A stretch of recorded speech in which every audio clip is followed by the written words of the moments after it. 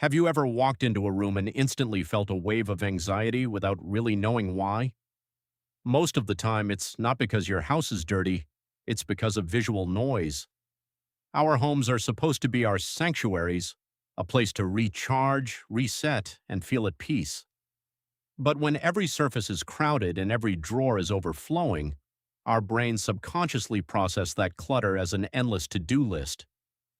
If you are starting your organization journey, or if you feel like you clean constantly but your space never stays organized, this video is for you. Today we are breaking down the core principles of an effortless, organized home.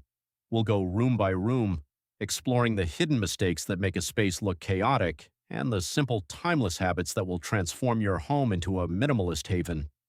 Grab a cup of tea, get comfortable, and let's dive in. Before we talk about closets or kitchens, we need to understand a concept called visual noise. Visual noise is anything in your environment that catches your eye and distracts your mind. It's the bright, mismatched packaging on your bathroom counter.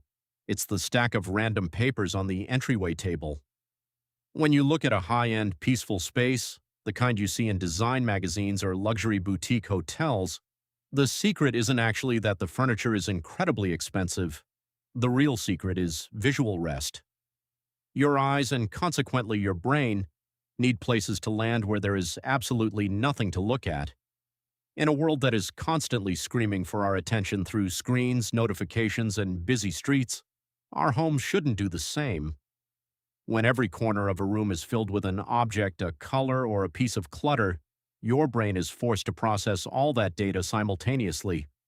It puts your nervous system on low-key alert. True luxury in home design isn't about what you add to a room, it's about what you have the discipline to leave out. It's about creating negative space, breathing room for your mind. The 80-20 surface rule.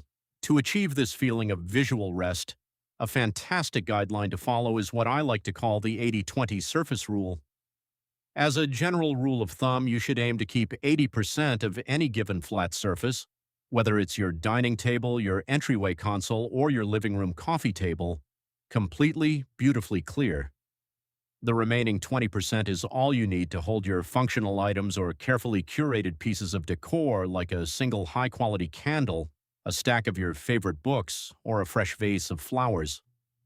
When you restrict the items on display to just that 20%, those items actually get to shine rather than being swallowed up by random clutter. Decanting versus hidden storage. Now, a major misconception in the organizing world is that you need to go out and buy 100 matching glass jars and expensive labeling kits to organize your life. You don't. While decanting, which is simply moving things from their original commercial packaging into uniform, aesthetic containers, works beautifully for items that absolutely must stay out in the open, it shouldn't be your default strategy for everything.